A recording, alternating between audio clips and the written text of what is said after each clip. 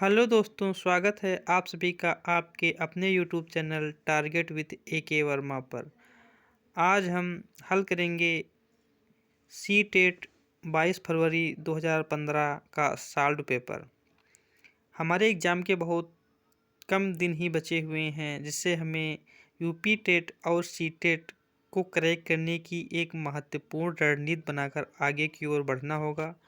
इसी क्रम में बिना समय व्यर्थ किए बढ़ते हैं आज के प्रश्न की ओर।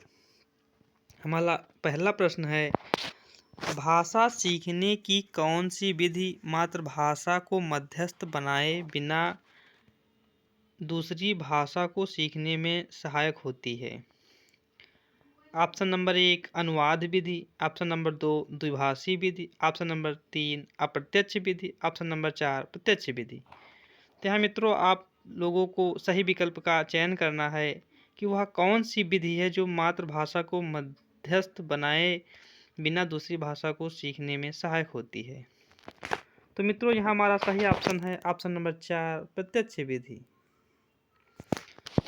बढ़ते हैं नेक्स्ट प्रश्न की ओर।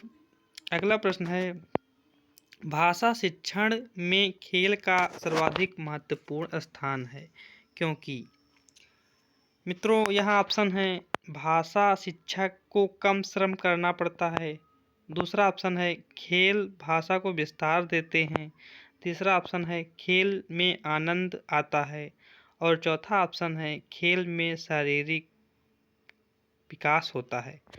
तो इसमें हमें अपना सही विकल्प का चयन करना है जो भाषा शिक्षण में खेल को सर्वाधिक महत्वपूर्ण स्थान देता हो।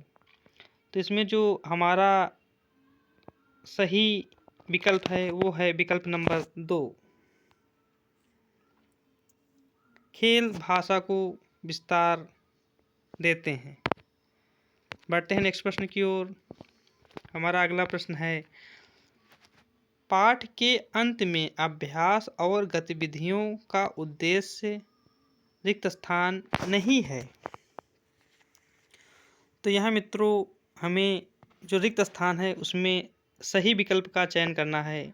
विकल्प नंबर 1 है भाषा का विस्तार करना, विकल्प नंबर 2 सृजनात्मकता का विकास करना, विकल्प नंबर 3 बच्चों को अभिव्यक्ति के अवसर प्रदान करना, विकल्प नंबर 4 प्रश्नों के उत्तर सरलता से याद करवाना। तो यहाँ मित्रों आपको सावधानीपूर्वक सही विकल्प का चयन करना है जो पाठ के अंत में अभ्यास और गतिविधियों का उद्देश्य से संबंधित नहीं है। तो यहाँ मित्रों हमारा विकल्प जो है विकल्प नंबर 4 सही रहेगा, प्रश्नों के उत्तर सरलता से याद करवाना। पाठ के अंत में दी गई अभ्यास और गतिविधियों का उद्देश्य प्रश्नों के उत्तर सरलता से याद करवाना नहीं होता है, इसलिए यहाँ हमारा विकल्प नंबर 4 सत्य है। अगला प्रश्न है, पठन पाठन के अंत में ऐसे अभ्यास एवं गतिविधियाँ भी हों जो। अगला प्रश्न हमारा ये है कि पठन और पाठन के अंत में ऐसे अभ्यास और गतिविधियाँ हों जो ऑप्शन नंबर 1 सरल भाषा वाले हों, ऑप्शन नंबर 2 बच्चों को स्वयं कुछ करने और सीखने का अवसर प्रदान करें, ऑप्शन नंबर 3 केवल पाठ से ही संबंधित हों, ऑप्शन नंबर 4 पाठ पर बिल्कुल आधारित ना हो। तो ये ऑप्शन तो हमारा बिल्कुल नहीं हो सकता,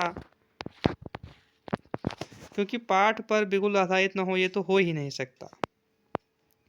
तो यहाँ पठन पाठन के अंत में ऐसे अभ्यास एवं गतिविधियाँ होनी चाहिए जो बच्चों को स्वयं कुछ करने और सीखने के अवसर प्रदान करें जिससे उनका सर्वांगीण विकास हो सके, इसलिए ऑप्शन नंबर हमारा दूसरा सही रहेगा। बढ़ते हैं आज के अगले प्रश्न की ओर।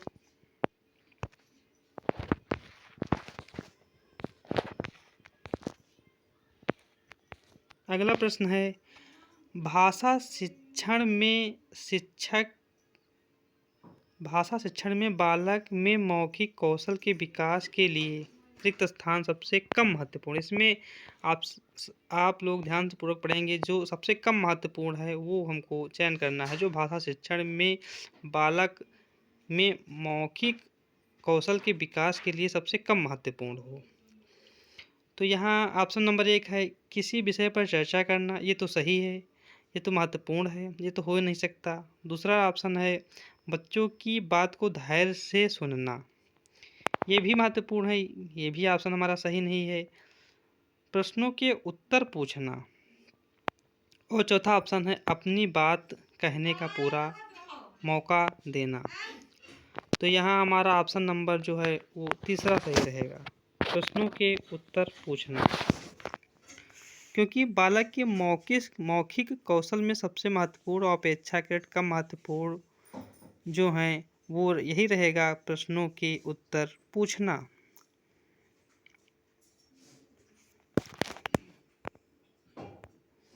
नेक्स्ट प्रश्न है हमारा, भाषा सीखने में मातृभाषा का व्याघात। भाषा सीखने में जो मातृभाषा का व्याघात होता है वो किस प्रकार होता है? 1 नंबर ऑप्शन है आंशिक रूप से होता है, 2 नंबर पूर्ण रूप से होता है, 3 नंबर नहीं होता है और 4 नंबर होता है। तो इसमें जो भाषा सीखने में मातृभाषा का व्याघात वो होता है, इसलिए यहाँ हमारा ऑप्शन नंबर 4 सही रहेगा। बढ़ते नेक्स्ट प्रश्न की ओर, भाषाई कौशलों के संदर्भ में कौन सा कथन सत्य है? मित्रों, यहाँ आप लोग प्रश्न पढ़ते समय एक बात का जरूर ध्यान रखेंगे कि जो प्रश्न होते हैं उसमें कथन में कौन सा सत्य असत्य पूछ लेता है, सबसे अधिक महत्वपूर्ण तथा सबसे कम महत्वपूर्ण पूछ लेता है, क्योंकि कई बार जल्दबाजी में हम वाक्य के अंत में क्या पूछा है उस पर ध्यान नहीं देते हैं और जो ऑप्शन हमारी समझ में आता है तुरंत टिक कर देते हैं और घर आकर जब मिलाते हैं तो हमारा गलत हो जाता है। इसलिए आप लोग अपने क्वेश्चन को ध्यानपूर्वक पढ़ेंगे। तो हमारा प्रश्न है भाषाई कौशलों के संदर्भ में कौन सा कथन सत्य है? इसमें सत्य कथन की पहचान करना है। तो हमारा जो सत्य कथन है उसमें ऑप्शन दिए हुए हैं इस प्रकार, भाषाई कौशल एक साथ सीखे जाते हैं, क्रम से नहीं। दूसरा ऑप्शन है भाषाई कौशल एक दूसरे से स्वतंत्र होते हैं। तीसरा ऑप्शन है भाषाई कौशल एक क्रम से सीखे जाते हैं। और चौथा ऑप्शन जो है हमारा वो भाषाई कौशल एक दूसरे को प्रभावित नहीं करते हैं। तो इसमें जो हमारा बिल्कुल सही ऑप्शन रहेगा वो ऑप्शन नंबर 3 रहेगा, भाषाई कौशल जो हैं वो एक क्रम से सीखे जाते हैं, इसलिए यहाँ हमारा ऑप्शन नंबर 3 सही रहेगा। बढ़ते हैं नेक्स्ट प्रश्न की ओर, भाषा सीखने में होने वाली त्रुटियों के संदर्भ में कौन सा कथन सत्य नहीं है?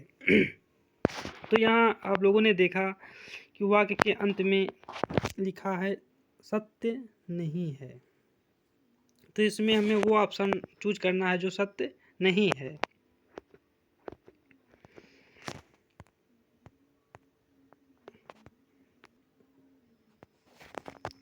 विकल्प नंबर 1 है त्रुटियां सिखाने की प्रक्रिया का अभिन्न अंग हैं। नंबर 2 त्रुटियां अस्थायी होती हैं। नंबर 3 भाषा सीखने में होने वाली त्रुटियां अस्थायी होती हैं। और ऑप्शन नंबर 4 है भाषा सीखने में होने वाली त्रुटियां यह समझने में मदद करती हैं कि बच्चे के मस्तिष्क में क्या चल रहा है। तो इसमें जो कथन सत्य नहीं है, तो त्रुटियां सीखने सिखाने की प्रक्रिया का अभिन्न अंग होती हैं, ये तो सत्य कथन है। और त्रुटियां अस्थायी होती हैं, ये भी सत्य है।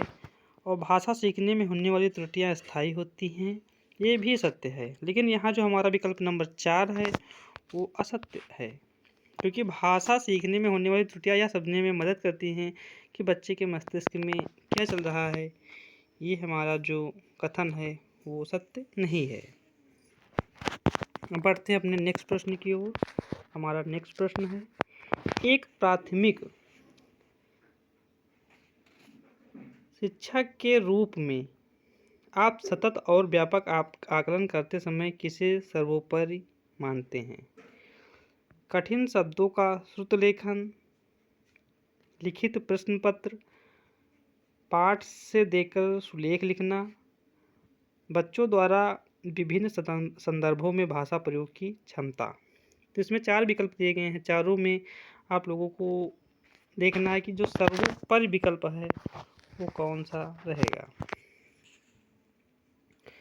तो बच्चों द्वारा विभिन्न संदर्भों में भाषा प्रयोग की क्षमता जो है वो सतत और व्यापक मूल्यांकन के लिए सर्वोपरि मानी जाती है, इसलिए ऑप्शन नंबर यहाँ हमारा चौथा सही रहेगा। बढ़ते नेक्स्ट प्रश्न की ओर। प्राथमिक स्तर पर बच्चों की पठन क्षमता का आकलन करने में किस प्रकार की सामग्री सर्वाधिक महत्वपूर्ण है? तो यहाँ पर जो 4 विकल्प दिए गए हैं उनमें है, एक नंबर है आतंकवाद पर आधारित निबंध, दूसरा नंबर है बाल साहित्य की कोई संवादात्मक कहानी, तीसरा ऑप्शन है पाठ्य पुस्तक और जो चौथा ऑप्शन है वो है औपचारिक पत्र। तो यहाँ हमारा जो विकल्प नंबर 2 है बाल साहित्य की कोई संवादात्मक कहानी, ये प्राथमिक स्तर पर बच्चों की पठन क्षमता का आकलन करने में सर्वाधिक महत्वपूर्ण भूमिका निभाती है। बढ़ते नेक्स्ट प्रश्न की ओर। हमारा अगला प्रश्न है, पहली और दूसरी कक्षा में भाषा शिक्षण के साथ ही कला शिक्षा को समेकित करने का उद्देश्य नहीं है। यहाँ ध्यान देंगे जो हमारा उद्देश्य नहीं पूछा गया है कि जो कला शिक्षा को समेकित करने का उद्देश्य नहीं है पहली और दूसरी कक्षा में, तो उसमें 4 विकल्प दिए गए हैं, इसमें सही विकल्प का चयन हमें करना है। चित्रों के माध्यम से अभिव्यक्ति का विकास, दूसरा ऑप्शन है बच्चों द्वारा आनंद की प्राप्ति, तीसरा ऑप्शन है बच्चों के लेखन में परिपक्वता लाना और चौथा ऑप्शन है बच्चों की रचनात्मकता का विकास करना। तो यहाँ हमें देखना है कि जो उद्देश्य नहीं है बच्चों के लेखन में परिपक्वता लाना, जो ये है ये हमारा विकल्प सही नहीं है। बढ़ते नेक्स्ट प्रश्न की ओर। प्राथमिक स्तर पर बच्चों की घर की भाषा को अपनी भाषा में स्थान देना जरूरी है, क्योंकि घर की भाषा, जो यहाँ क्वेश्चन को हम ध्यानपूर्वक पढ़ेंगे, क्वेश्चन है प्राथमिक स्तर पर बच्चों की घर की भाषा, बच्चों की जो घर की भाषा है अपनी भाषा में स्थान जरूरी है, क्योंकि घर की भाषा, यहाँ जो ऑप्शन दिए गए हैं सरल होती है, दूसरा ऑप्शन है बच्चे ने अभी पूर्णतया नहीं सीखी है, तीसरा ऑप्शन है बच्चे की भाषाई पूंजी है और चौथा ऑप्शन है मानक स्वरूप के लिए होती है। तो यहाँ जो घर की भाषा होती है बच्चों की भाषाई पूंजी जो है वो होती है तथा सीखने का प्रयास भी वह इसी माध्यम से ही करता है, इसलिए यहाँ हमारा विकल्प नंबर तीसरा सही रहेगा।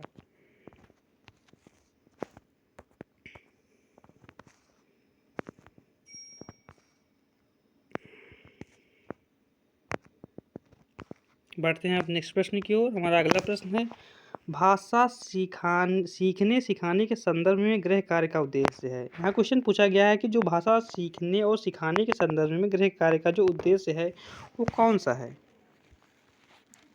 तो ऑप्शन नंबर 1 है सीखने को विस्तार देना, ऑप्शन नंबर 2 अभिभावकों को प्रसन्न करना, ऑप्शन नंबर 3 बच्चों को कार्य में व्यस्त रखना और ऑप्शन नंबर 4 कापियाँ भरवाना। जो यहाँ हमारा जो कापियाँ भरवाना है तो बिल्कुल व्यर्थ का ऑप्शन है, बच्चों को कार्य में व्यस्त रखना ये भी एक व्यर्थ का ऑप्शन है, अभिभावकों को प्रसन्न करना इससे कोई मतलब नहीं है, इसलिए यहाँ हमारा विकल्प नंबर 1 सही रहेगा, सीखने को विस्तार देना। बढ़ते नेक्स्ट प्रश्न की ओर। भाषा अर्जन के संदर्भ में कौन सा कथन सत्य है? तो भाषा के अर्जन के संदर्भ में कौन सा कथन जो है वो सत्य है? भाषा सीखने का एक उद्देश्य होता है, दूसरा ऑप्शन समाज सांस्कृतिक परिवेश के अनुसार अर्थ ग्रहण की प्रक्रिया स्वाभाविक होती है, ऑप्शन नंबर 3 भाषा अर्जन में बच्चों को बहुत अधिक प्रयास करना पड़ता है, ऑप्शन नंबर 4 भाषा अर्जन में किसी अन्य भाषा का व्याघात होता है।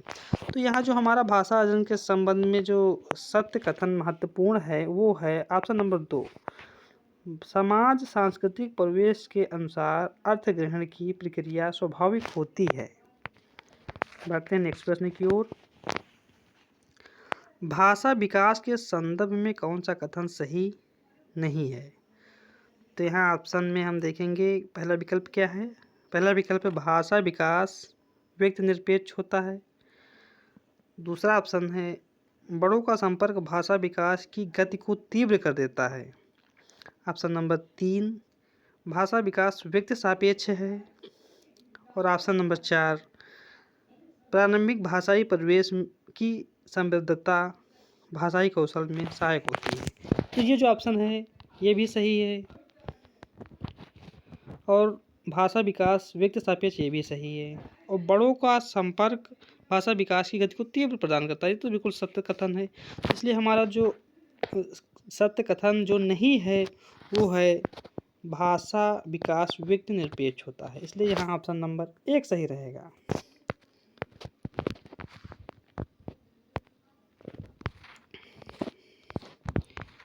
बढ़ते हैं आज के नेक्स्ट प्रश्न की ओर।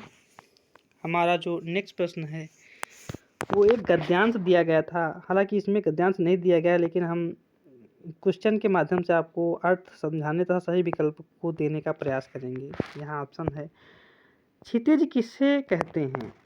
ऑप्शन नंबर 1 जहाँ धरती और आसमान मिले हुए दिखाई देते हैं। ऑप्शन नंबर 2 जहाँ धरती और आकाश पास पास होते हैं।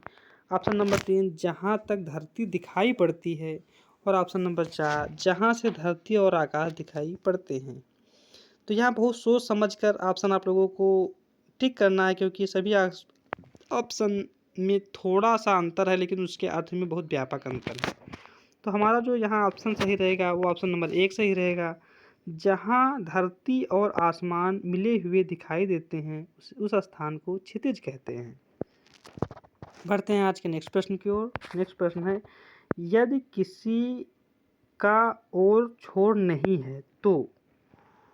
ऑप्शन नंबर 1 उसके बहुत से सिरे हैं। ऑप्शन नंबर 2 उसका सिरा नहीं मिलता। ऑप्शन नंबर 3 उसकी सीमा नहीं है।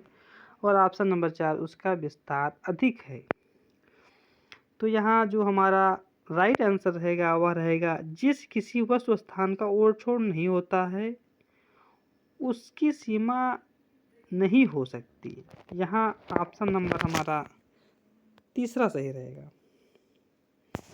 बढ़ते हैं नेक्स्ट प्रश्न की ओर। फिट और इंसान शब्द हैं। जो फिट और इंसान शब्द हैं वो आप लोगों को बताना है कि देशज शब्द हैं या आगत शब्द हैं या तत्सम हैं या तद्भव हैं। बहुत सोच समझ कर आप लोग आंसर करेंगे। जो ये फिट और इंसान शब्द हैं ये विदेशी शब्द हैं और ये आगत शब्द के अंतर्गत आते हैं, इसलिए ये आगत शब्द हैं। यहाँ ऑप्शन नंबर हमारा दूसरा सही रहेगा। बर्नार्ड शॉ ने जीवन की उपमा किससे दी है। यह गद्यांश का क्वेश्चन है। ऑप्शन नंबर 1 पढ़ी जा रही पुस्तक से। ऑप्शन नंबर 2 खुली पुस्तक से। ऑप्शन नंबर 3 सभी जीवों से। और ऑप्शन नंबर 4 क्षितिज से। तो ये बर्नार्ड शॉ ने जीवन की उपमा खुली किताब से दी है, खुली पुस्तक से दी है। यहाँ ऑप्शन नंबर दूसरा सही रहेगा। और बढ़ते हैं नेक्स्ट प्रश्न की ओर। हमारा नेक्स्ट प्रश्न है हम बहुत बड़ा अन्याय कर रहे होते यदि। इसमें ऑप्शन नंबर 1 है किसी से दुश्मनी रखते हैं। नंबर 2 किसी को लूट लेते हैं। नंबर 3 किसी को टिकने नहीं देते। ऑप्शन नंबर 4 किसी को जीने का अधिकार नहीं देते। तो यहाँ जो हमारा ऑप्शन रहेगा सही वो ऑप्शन 4 सही रहेगा। किसी को जीने का अधिकार नहीं देते, तो यहाँ हम बहुत बड़ा अन्याय कर रहे होते। ऑप्शन नंबर 4 राइट आंसर रहेगा। बढ़ते नेक्स्ट प्रश्न की ओर। प्रकृति और खुला आसमान बता रहे हैं कि सबको। जो प्रकृति और खुला आसमान है वो क्या मतलब संकेत कर रहे हैं सभी के लिए। ऑप्शन नंबर 1 निडर बने रहना चाहिए। ऑप्शन नंबर 2 मनमर्जी करने का हक है। ऑप्शन नंबर 3 प्रकृति से प्रेम करना चाहिए। और ऑप्शन नंबर 4 जीने का हक। बहुत सोच समझ कर आप लोग आंसर देंगे। तो यहाँ जो ऑप्शन नंबर हमारा इसमें कौन सा सही रहेगा वो आप लोगों को बताना है। प्रकृति और खुला आसमान बता रहे हैं कि सबको जीने का हक है, चाहे वे किसी भी प्रकार के प्राणी हों।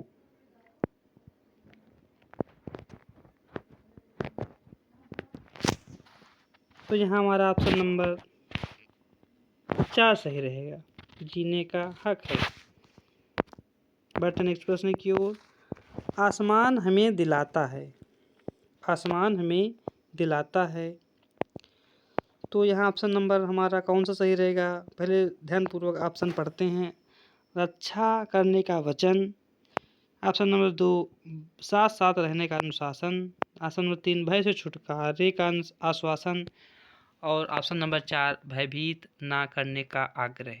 तो ये हमारा जो ऑप्शन सही रहेगा वो ऑप्शन नंबर 3 सही रहेगा, भय से छुटकारा का ऑप्शन आश्वासन।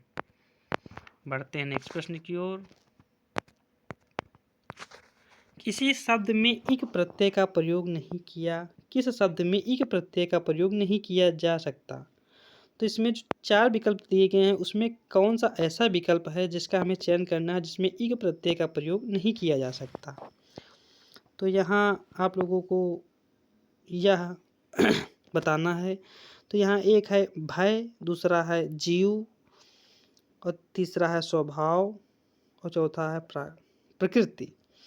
तो यहाँ जो जीव, स्वभाव और प्रकृति है इसमें इक प्रत्यय का प्रयोग किया जा सकता है, तथा जो भय शब्द है उसमें प्रयोग नहीं किया जा सकता है इक प्रत्यय का।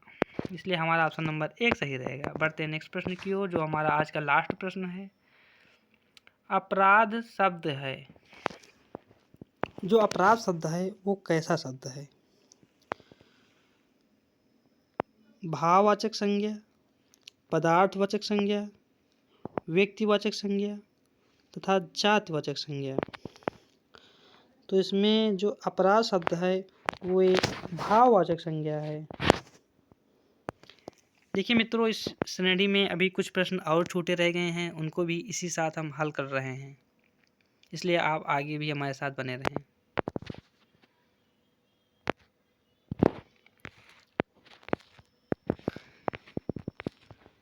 अगला प्रश्न है, चींटियां आपस में बातचीत कैसे करती हैं? तो यहाँ में जो 4 ऑप्शन दिए गए हैं, चींटियों के संदर्भ में चींटियां आपस में जो संप्रेषण करती हैं वो किस माध्यम से करती हैं? ऑप्शन नंबर 1 है छूकर, ऑप्शन नंबर 2 बोलकर, ऑप्शन नंबर 3 संदेशों से, और ऑप्शन नंबर 4 संकेतों से। इसमें हमें सही विकल्प का चयन करना है। जो चींटियां होती हैं वो ना तो छूकर बातचीत करती हैं, ना बोलकर बातचीत करती हैं, ना संदेशों से करती हैं। वो जो है संकेतों के माध्यम से बातचीत करती हैं, इसलिए यहाँ हमारा ऑप्शन नंबर 4 सही रहेगा। बढ़ते हैं नेक्स्ट प्रश्न की ओर। अगला प्रश्न है, ईर्ष्यालु किसे कहा जाता है? तो ईर्ष्यालु आप लोगों ने सुना होगा कि ईर्ष्यालु शब्द है वो किसके लिए प्रयोग किया जाता है? तो यहाँ ऑप्शन नंबर 1 है दूसरों से जलने वाला, ऑप्शन नंबर 3 सबसे घृणा करने वाला, ऑप्शन नंबर 3 है पाने की इच्छा करने वाला, और ऑप्शन नंबर 4 कुछ भी ना चाहने वाला। तो जो ईर्ष्यालु है वो दूसरों से जलने वाला होता है, इसलिए ऑप्शन नंबर 1 सही रहेगा। बढ़ते हैं नेक्स्ट प्रश्न की ओर।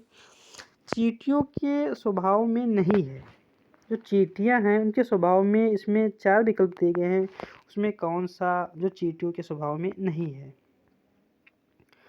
तो नंबर 1 ईर्ष्या करना, नंबर 2 संदेश पहुंचाना, नंबर 3 दौड़ भाग करना, तथा ऑप्शन नंबर 4 है जीवन को परखना।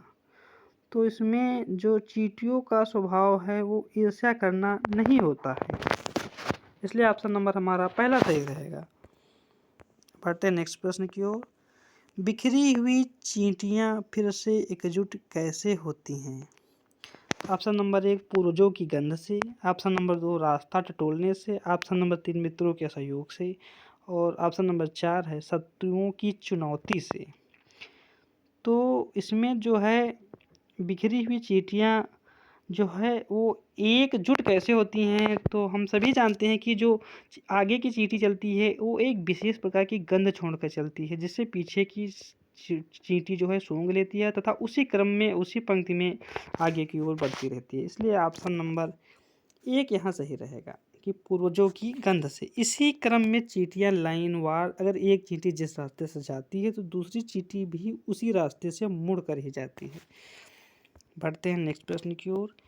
मित्र और शत्रु के चेहरों को चींटियां नंबर 1 है पहचानती नहीं है, नंबर 2 बिखेर देती हैं, नंबर 3 भूल जाती हैं और नंबर 4 याद रखती हैं।